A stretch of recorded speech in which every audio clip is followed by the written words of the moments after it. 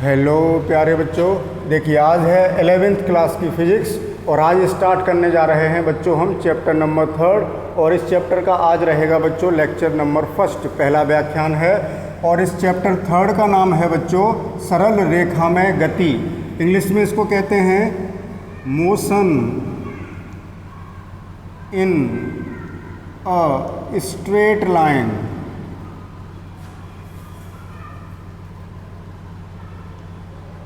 Motion in a straight line. तो देखो बच्चों, आपने दैनिक जीवन में बहुत सारी गतियां देखी हैं, जैसे सूर्य के चारों ओर पृथ्वी चक्कर लगा रही है, गति कर रही है, चक्कर लगा रही है, वो गति हो गई। पृथ्वी अपनी धुरी पर घूम रही है, यानी गति हो रही है। आपने सड़क पर दौड़ती हुई बसें देखी हैं, 4 व्हीलर्स देखी हैं, कार देखी हैं, पटरियों पर दौड़ती हुई ट्रेन देखी हैं, वो सब किस में है? गति में हैं।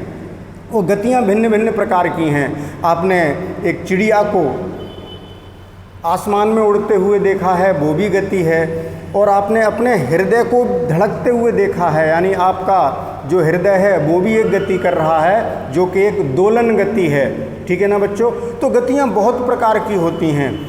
और गति होती क्या है, इन सब चीज़ों के बारे में आज यहाँ पर पढ़ेंगे। ठीक है ना बच्चों? आपकी धमनियों में खून बह रहा है, वो भी गति कर रहा है। आप स्कूल जाते हैं साइकिल से या किसी वाहन से, तो गति अवस्था में होते हैं। लेकिन बच्चों, इस चैप्टर का नाम है सरल रेखा में गति। तो यहाँ हम गति की तो बात करेंगे इस चैप्टर में, लेकिन कौन सी गति? जो एक सरल रेखा में होगी। अर्थात कोई भी वस्तु जब एक ही दिशा में और एक सरल रेखा में गति करेगी तो उसको कहेंगे सरल रेखा में गति। यानी हम ऐसी गति की बात नहीं कर रहे कि ये सूर्य है और इसके चारों ओर पृथ्वी चक्कर लगा रही है, तो ये तो परिक्रमण गति हो गई, वृत्तीय गति हो गई, इसकी चर्चा नहीं होनी। हमें किसकी चर्चा करनी है? जो भी वस्तुएं एक सीधी रेखा में एक दिशा में चल रही हैं। तो इस प्रकार की गति का आज इस चैप्टर में हम अध्ययन करेंगे। तो बच्चों, इस चैप्टर के नाम में लास्ट में क्या लिखा है? गति। तो पहले हम गति की बात करते हैं। तो गति की बात समझने से पहले आपको विराम भी समझना पड़ेगा। यानी वस्तु 2 अवस्थाओं में हो सकती है, या तो गति में हो सकती है या विराम में हो सकती है। या तो गति में होगी, गति का मतलब या तो मोशन में होगी, या फिर बच्चों किस में होगी? रेस्ट में होगी। ठीक है ना? या तो गति में या फिर विराम में। और विराम को ही स्थिर अवस्था कह देते हैं। विराम अवस्था कह लें या स्थिर, वस्तु स्थिर है, स्थिर अवस्था कह लें। गति अवस्था या विराम अवस्था या स्थिर, मतलब गति अवस्था तो एक ही बात, मतलब गति अवस्था गति हो गई, विराम और स्थिर अवस्था एक ही बात होती है, यानी रेस्ट।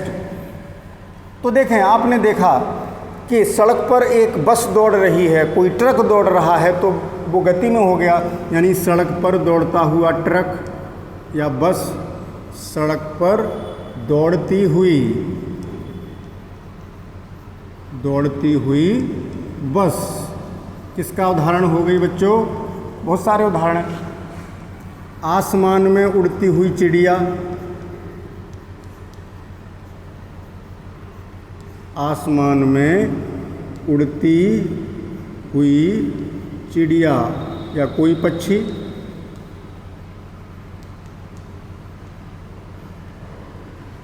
ठीक है ना? ये किसके उदाहरण हैं? गति के। तो या ये कह लें सूर्य के चारों ओर घूमती हुई पृथ्वी, सूर्य के चारों ओर घूमती हुई पृथ्वी,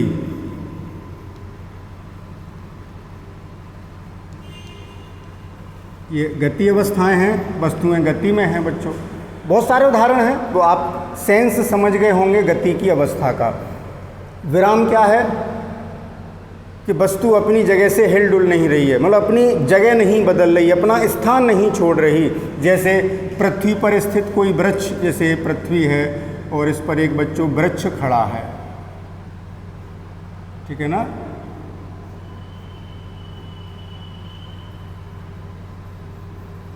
कोई पेड़ है, तो यहाँ इस पृथ्वी पर जो कोई प्रेक्षक इसको देख रहा है, खड़ा है बच्चों, उसके लिए ये कैसा हो गया, पेड़ स्थिर, कि अपनी जगह नहीं बदल रहा।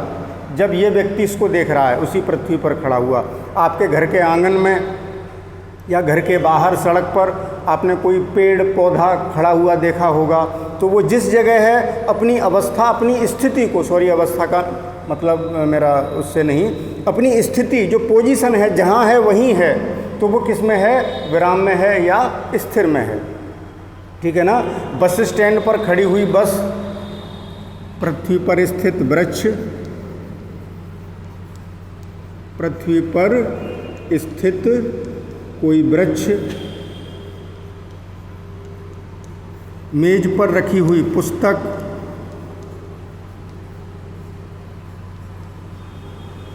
मेज पर रखी हुई पुस्तक, ये किसके उदाहरण हैं बच्चों, स्थिर अवस्था के। बस स्टैंड या बस स्टॉप पर खड़ी हुई बस,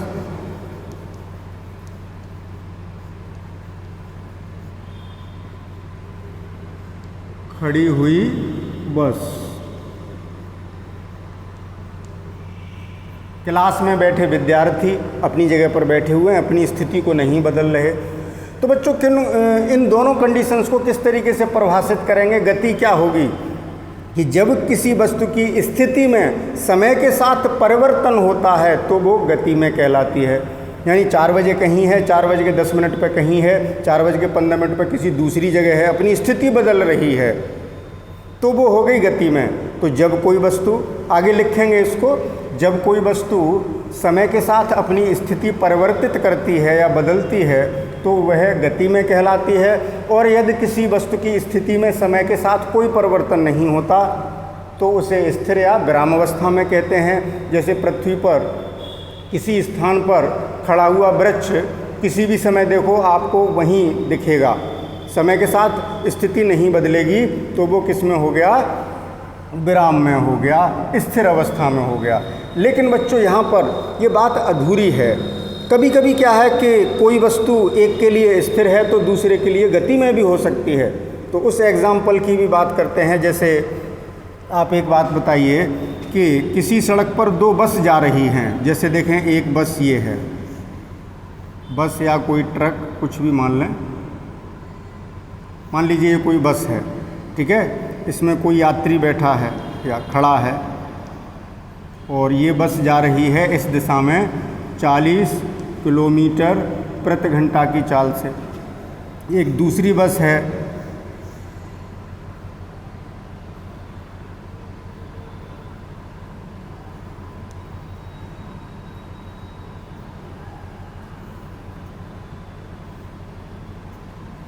एक दूसरी बस है बच्चों, ये भी जा रही है इसी दिशा में 40 किलोमीटर प्रति घंटा की चाल से, और इसमें भी एक यात्री है। अब देखें, ये भी 40 की स्पीड से जा रही है, 40 किलोमीटर प्रति घंटा की स्पीड से, इसकी चाल भी 40 किलोमीटर प्रति घंटा, यानी दोनों साथ साथ जा रही हैं। तो एक बस में, यानी ए मान लिया मैंने, ये बस है ए और ये है बी, तो ए बस में बैठे यात्री को बी वाला यात्री स्थिर अवस्था में लगेगा, हर समय उसके संग ही है, स्थिति नहीं बदल रही। और जबकि बाहर कोई पृथ्वी पर व्यक्ति खड़ा है, इसके लिए ये दोनों बस गति में हो गई। तो इसके लिए ए के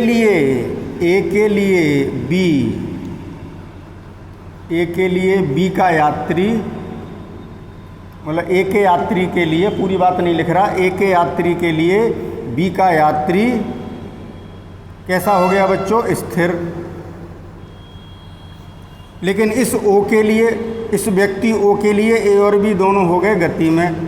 ओ के लिए यानी इसको भी ये बस चलती हुई दिखेगी, इसको भी ये बस चलती हुई दिखेगी। ओ के लिए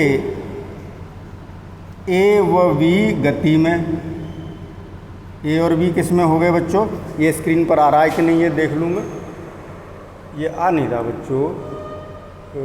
ओ के लिए ये बात हम आगे लिख देते हैं, यहाँ स्क्रीन पर आ नहीं रहा, ठीक है। अब समझ लें ऐसे ही, ओ के लिए क्या हो गया, ए और बी दोनों गति में हो गए, जबकि ए के लिए बी स्थिर हो गया, बी के लिए ए स्थिर हो गया, लेकिन ओ के लिए ए व बी गति में हो गए, है ना बच्चों। अब यहाँ देखें, इस ओ के लिए ये वृक्ष कैसा हो गया, स्थिर। ओ के लिए प्रेक्षक, ओ के लिए वृक्ष कैसा है, स्थिर है। लेकिन मान लीजिए यहाँ चंद्रमा है, चंद्रमा पर कोई व्यक्ति बैठा हुआ है और वो इसको देख रहा है। चंद्रमा से जब वो देखेगा, चंद्रमा पर जो है उसको मैं m मान लेता हूँ, तो m के लिए वृक्ष गति में दिखेगा उसको, क्योंकि पृथ्वी घूम रही है, पृथ्वी के संग संग वृक्ष भी घूम रहा होगा। तो चंद्रमा से बैठ के देखेंगे तो हमें वृक्ष चलता हुआ नज़र आएगा, क्योंकि पृथ्वी चल रही है, और पृथ्वी पर जो प्रेक्षक है उसके लिए ये स्थिर दिखेगा, ठीक है ना। तो m के लिए वृक्ष कैसा हो गया, गति में। m के लिए वृक्ष किस में हो गया बच्चों, गति में। इसका मतलब क्या है, एक ही वस्तु भिन्न भिन्न स्थितियों में गति में दिखती है और स्थिर भी दिखती है। तो इसका मतलब क्या हुआ कि निरपेक्ष रूप से देखें, वो डिपेंड करता है कि हम किसके सापेक्ष देख रहे हैं, कहाँ से देख रहे हैं, ठीक है ना, ध्यान से समझना। इसका अर्थ क्या हुआ कि जो स्थिर और गति की अवस्थाएं हैं वो निरपेक्ष नहीं हैं, एब्सोल्यूट नहीं हैं, बल्कि सापेक्षिक हैं। वो डिपेंड करता है कि किसके सापेक्ष किसकी गति या स्थिर अवस्था की बात की जा रही है। जैसे यहाँ ए के लिए बी स्थिर, बी प्रेक्षक के लिए, बी यात्री के लिए ए यात्री स्थिर। यहाँ ओ के लिए ए भी गति में और ओ के लिए बी भी गति में, ठीक है ना। तो भिन्न भिन्न बिंदुओं से किसी वस्तु की गति का अध्ययन करेंगे या उसकी स्थिति का अध्ययन करेंगे, उसकी अवस्था का अध्ययन करेंगे, तो कभी गति में भी हो सकती है, कभी स्थिर अवस्था में भी हो सकती है। तो जल्दी से इसका एक स्क्रीनशॉट लें, फिर बच्चों में इसी बात को लिखूंगा जो अभी मैंने यहाँ समझाई है। तो टेक अ स्क्रीनशॉट जल्दी से। तो बच्चों अभी क्या बताया फिर हमने कि there is no absolutely या there is no absolute rest or motion।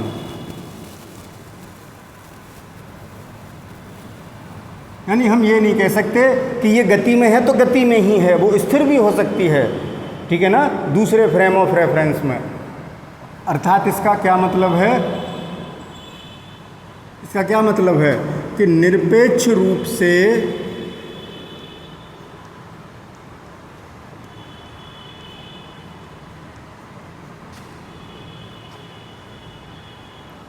किसी वस्तु की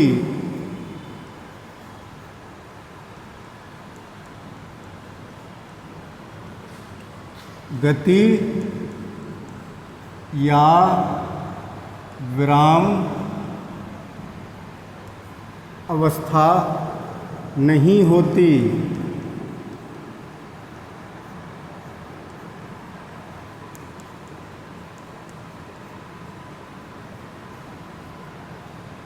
नहीं होती निरपेक्ष रूप से, तो क्या होता है, सापेक्ष होती हैं बच्चों ये गति और विराम,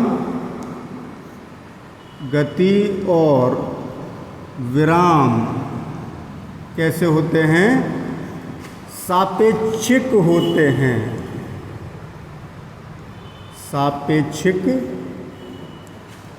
होते हैं।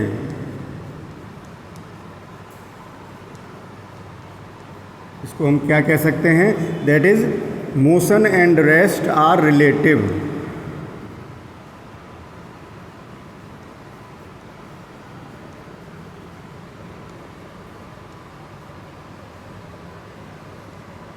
ठीक है ना, शॉर्ट में ऐसे कह सकते हैं। तो कोई यथार्थ रूप से गति या विराम अवस्था नहीं होती, वो डिपेंड करती है कि हम कहाँ से उसको ऑब्ज़र्व कर रहे हैं, कहाँ से देख रहे हैं बच्चों। तो चलिए हम अभी उस पाठ के सेंस पर आगे बढ़ते चलते हैं। तो इसका स्क्रीनशॉट ले लेना बच्चों, फिर चलेंगे अब गति को सीखेंगे बच्चों अब डिटेल में, ठीक है ना। ओके, टेक अ स्क्रीनशॉट, फिर आगे बढ़ते हैं। अब आगे स्टार्ट करते हैं, गति क्या है। अभी दोनों की बातें बता दी, गति और विराम एक दूसरे के सापेक्ष हैं, एब्सोल्यूट नहीं होते। अब केवल जैसे गति की बात करेंगे तो तुमने देखा है कि गति को कैसे पहचानते हैं कि जैसे मान लीजिए ये कोई सड़क है, यहाँ पर कोई बस है,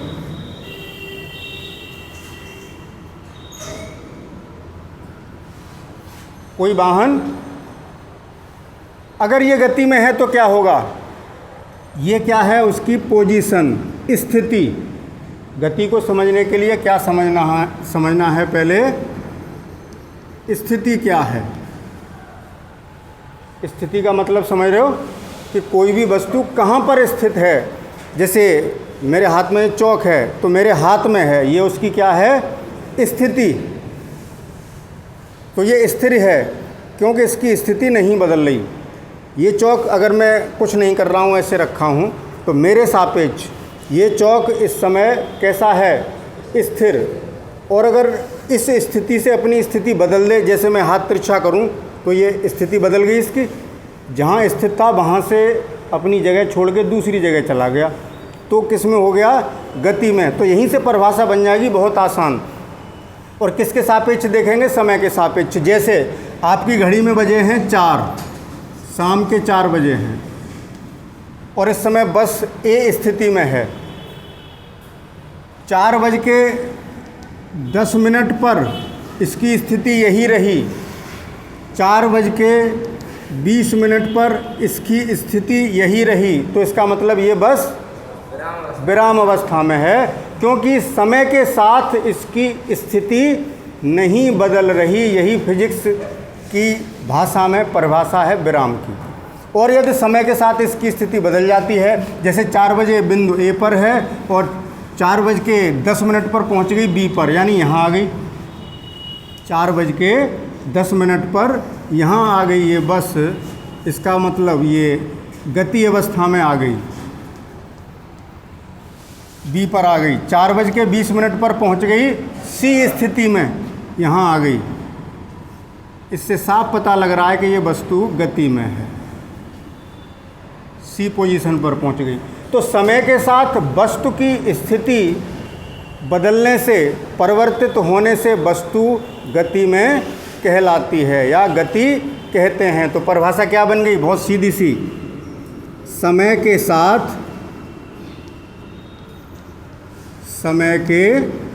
साथ वस्तु की स्थिति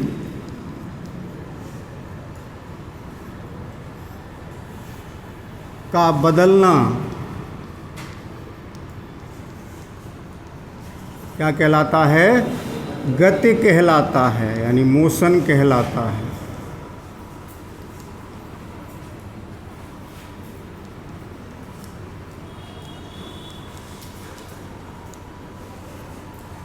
क्लियर होगी बात, बहुत आसान परिभाषा बना दी कि यदि वस्तु की स्थिति या अवस्था समय के साथ बदल रही है तो वो वस्तु कहलाएगी गति में। और विराम में कब होगी, इसका नेगेटिव कर दें, विराम यानी रेस्ट।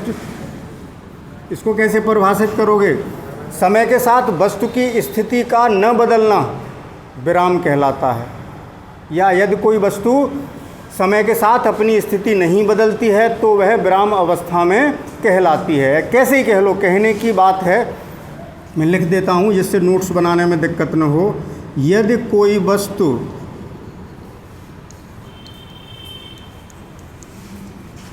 समय के साथ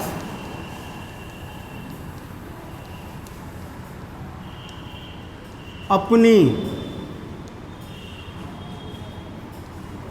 स्थिति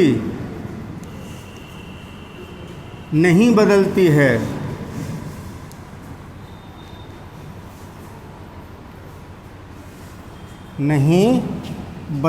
है तो वस्तु विराम अवस्था में कहलाती है।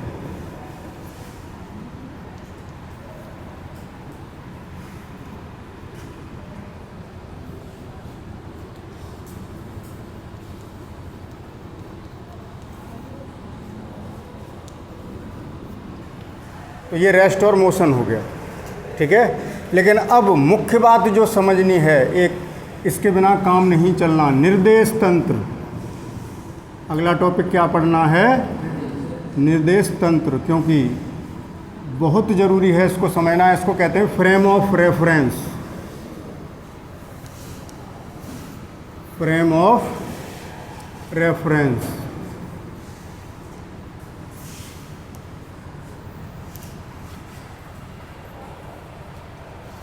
और पीरियड चल रहा है ना, 4 4 चौक 16 40 टाइम है अभी। तो निर्देश तंत्र को क्यों पढ़ रहे हैं हम? क्योंकि अभी हमने बताया कि गति और स्थिर अवस्था इस बात पर डिपेंड करती है कि उस वस्तु को उसकी अवस्था की बात हम किसके सापेक्ष कर रहे हैं। तो किसके सापेक्ष कर रहे हैं?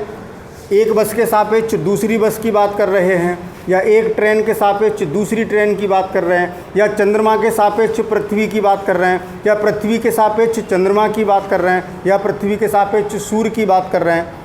तो जो सापेक्ष है, तो हम एक बिंदु निश्चित करना पड़ेगा। क्या निश्चित करना पड़ेगा? एक बिंदु।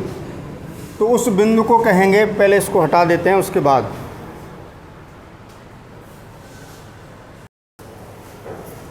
तो निर्देश तंत्र में क्या क्या होगा इस बात को समझ लें।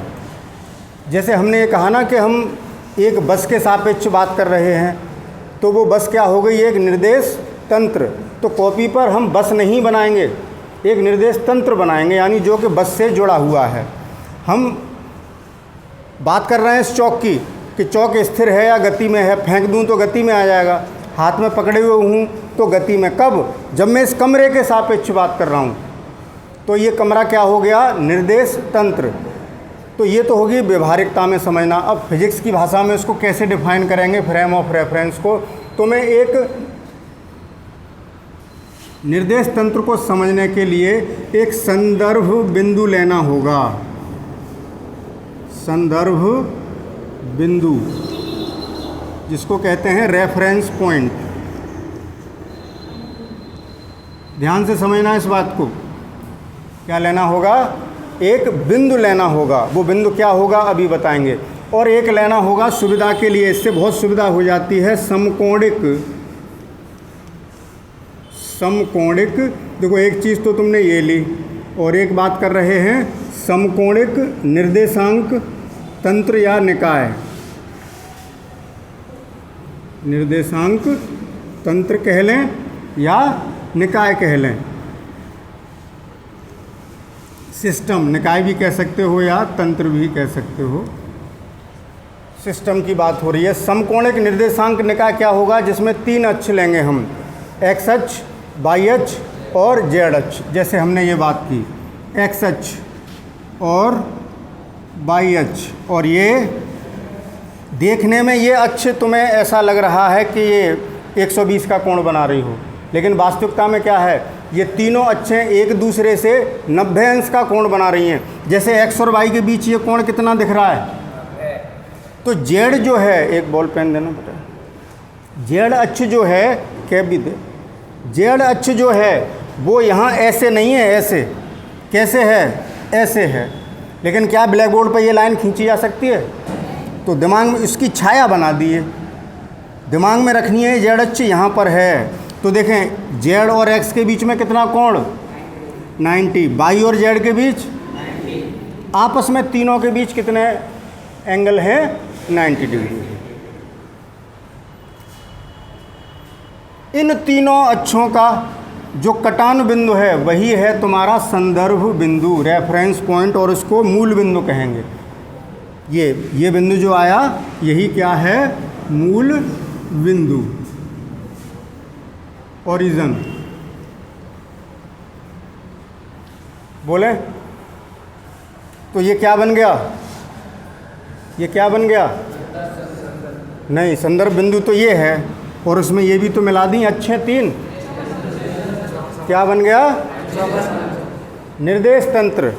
लेकिन एक कमी बाकी है, पूरी तरीके से नहीं बना। हम पढ़ के आ रहे हैं बच्चे, यही तो पढ़ रहे हैं निर्देश तंत्र। तो निर्देश तंत्र में क्या क्या होगा वो मैंने बताया कि एक तो संदर्भ बिंदु होगा जो यहाँ पर मूल बिंदु है, और एक क्या होगा? दूसरा समकोणिक निर्देशांक निकाय होगा, तीसरा, एक चीज़ और होगी जिसके बिना काम नहीं चलना है। एक ये और एक मानक घड़ी, मतलब घड़ी मानक होनी चाहिए, ख़राब ना हो कि कभी फास्ट चलने लगती है कभी स्लो चलने लगती है। बढ़िया घड़ी, सही समय देती हो, मानक घड़ी। तो उस घड़ी को हम यहाँ दिखा सकते हैं, यानी इस सिस्टम में एक घड़ी भी रखी है। क्योंकि कैसे पता करोगे स्थिर है या गति में? समय देख के ही तो पता करोगे कि टाइम बढ़ रहा है लेकिन वस्तु वहीं के वहीं है, इसका मतलब स्थिर है। और टाइम के बढ़ने से वस्तु की स्थिति भी बदल रही है, इसका मतलब वो गति में है, तभी तो पता लगेगा। तो यहाँ क्या होगा, एक घड़ी भी होगी। तो ये तीनों चीज़ मिल करके क्या बन गया, निर्देश तंत्र। अब होता क्या है, लेकिन ज़्यादा गहराई में नहीं जा रहे कि ये निर्देश तंत्र, अब इन्हीं के सापेक्ष बात करेंगे। कोई वस्तु चल रही है तो अब एक बात और समझने लो, ध्यान से समझने की है कि पाठ का नाम है सरल रेखा में गति। यहाँ जो इस चैप्टर में गति पढ़ाई जाएगी वो एक रेखा में, एक दिशा में गति पढ़ाई जाएगी। जैसे कोई वस्तु यहाँ से इस दिशा में जा रही है, एक दिशा में, ऐसी गति पढ़नी है एक सरल रेखा में। कितनी दिशाओं में? एक दिशा में। तो उसको हम कह देते हैं एक विमीय गति।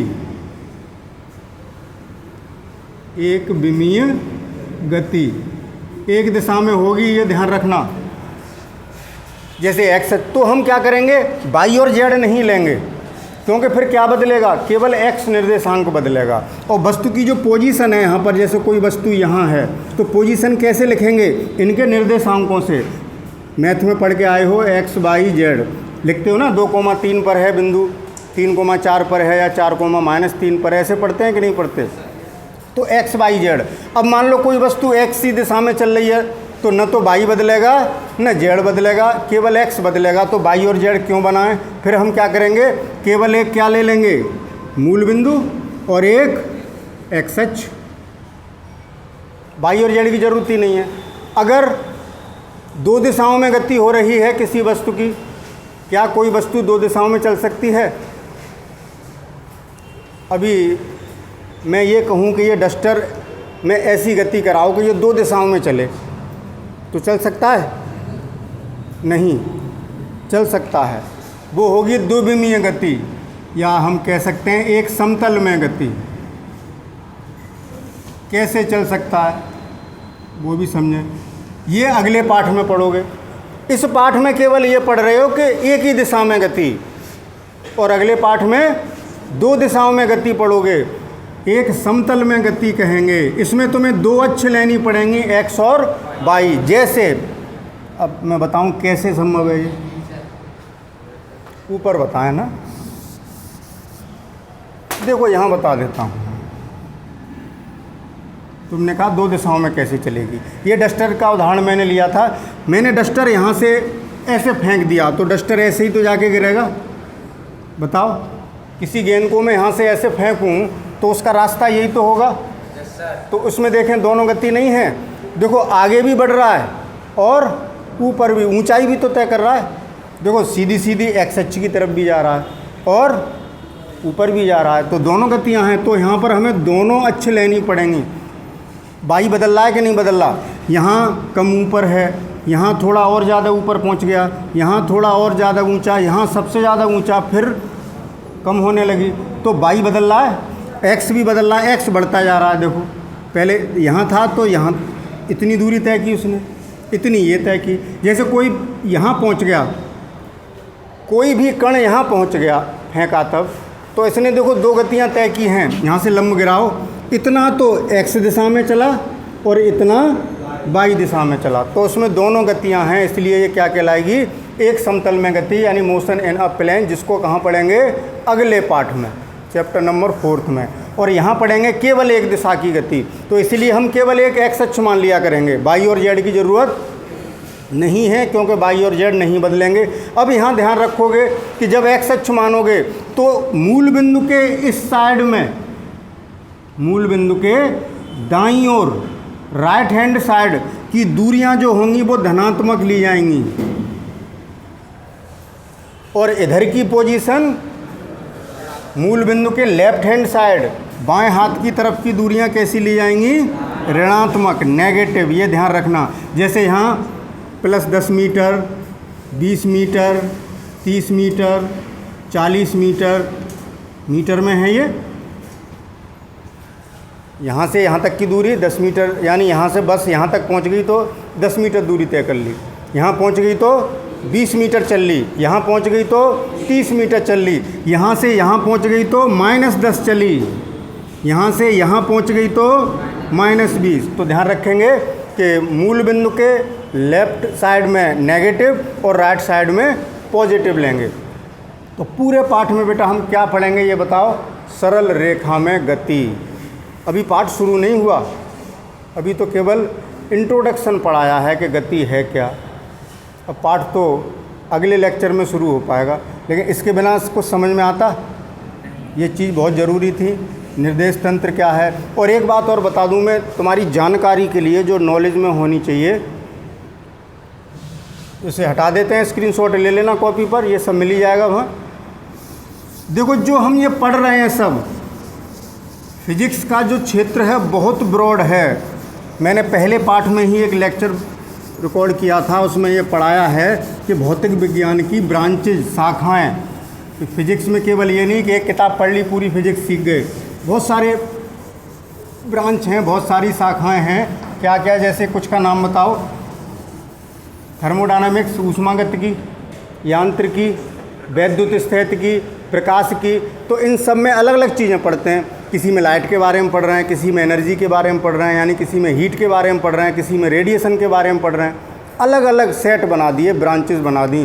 तो ये जो कुछ हम पढ़ रहे हैं, जो आज से स्टार्ट किया है, वो किसके अंतर्गत पढ़ेंगे? वो शाखा भी तो पता होनी चाहिए नॉलेज के लिए।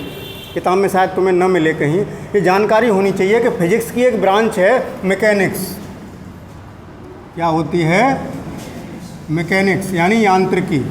बस बेटा थोड़ी देर, 2 मिनट में इस टॉपिक को समाप्त कर रहे हैं। यांत्रिकी, यांत्रिकी में हम क्या पढ़ते हैं कि जो द्रव्य है, जो पदार्थ है, उसका बलों से क्या इंटरेक्शन है। कि जैसे बल लगाया, चलने लगी। इस डस्टर पर मैंने बल लगा दिया, ये चलने लगा। या चलता हुआ आ रहा था, मैंने आगे से इसको रोक दिया, रुक गया। बल लगाने से रुक भी गया। रेत में साइकिल चलाते हो, बड़ी टाइट चलेगी। डाबर रोड पर बहुत आसानी से चलेगी, वहाँ कोई बल लगा रहा है। तो ये सब चीज़ें किस में पढ़ी जाती हैं? यानी पदार्थ और बलों के बीच जो इंटरेक्शन की क्रियाएं हैं, वो किस में पढ़ते हैं? यांत्रिकी में। अब यांत्रिकी के भी 3 भाग हैं।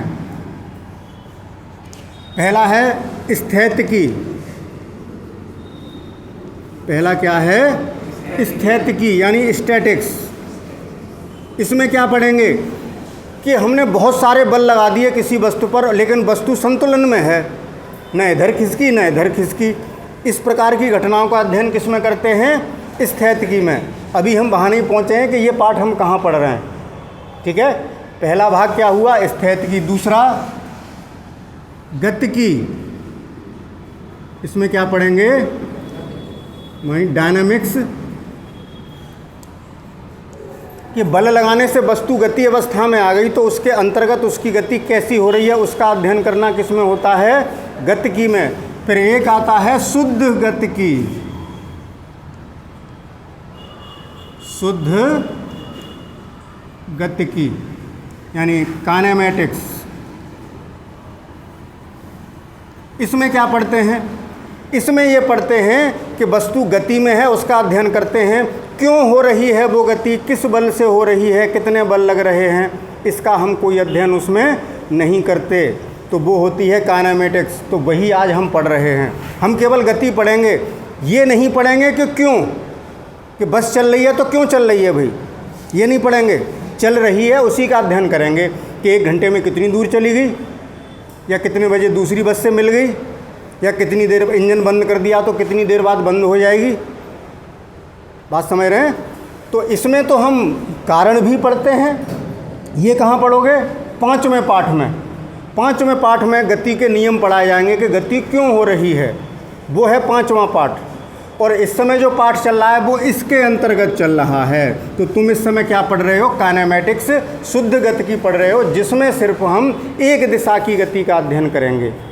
अगला पाठ पढ़ोगे वो भी काइनेमैटिक्स है, उसमें 2 दिशाओं में गति पढ़ोगे, लेकिन वो गति क्यों हो रही है वो वहाँ भी नहीं पढ़ोगे। क्यों का जवाब कहाँ मिलेगा? 5वें पाठ में। तो ये आज केवल क्या रहा बच्चों, प्रस्तावना रही, इंट्रोडक्शन के हम कौन सा पाठ पढ़ने जा रहे हैं उसके बारे में परिचित हो गए। अब डर नहीं लगेगा पढ़ेंगे तब। तो कल जो अब स्टार्ट होगा नया टॉपिक, इस पाठ की जो शुरुआत होगी कहाँ से होगी, मैं आज हेडिंग बता देता हूँ। घर से पढ़ के आना उन चीज़ों को, किताब से थोड़ा बहुत पढ़ना उनको, फिर यहाँ पढ़ाएंगे तो और समझ में आएंगी। अगला टॉपिक तुम्हारा होगा पथ लंबाई, स्थिति, पथ लंबाई एवं विस्थापन। स्थिति तो हमने पढ़ाई दी, निर्देश तंत्र में स्थिति बताई थी। स्थिति पढ़ोगे। पथ लंबाई तुम्हारी एनसीईआरटी की किताब में पथ लंबाई लिखी है और तुमने ये कभी सुना नहीं, लेकिन ये पथ लंबाई ही दूरी है। और दूरी सुनी है, दूरी सुनी है, चाल बराबर दूरी बटे समय, दूरी तो पड़ी है। तो ये वही है, पथ लंबाई कह लो या दूरी कह लो, एक ही बात है, कोई अंतर नहीं। और क्या पढ़ोगे, विस्थापन। ये बहुत इंटरेस्ट आएगा, ऐसे पढ़ोगे तो बहुत अच्छे लगेंगे ये टॉपिक। तो कल ये स्टार्ट किया जाएगा, दूरी क्या है और विस्थापन क्या है, और इसको फिर घर से पढ़ के आना, फिर तब अगले दिन इनको पढ़ाएंगे।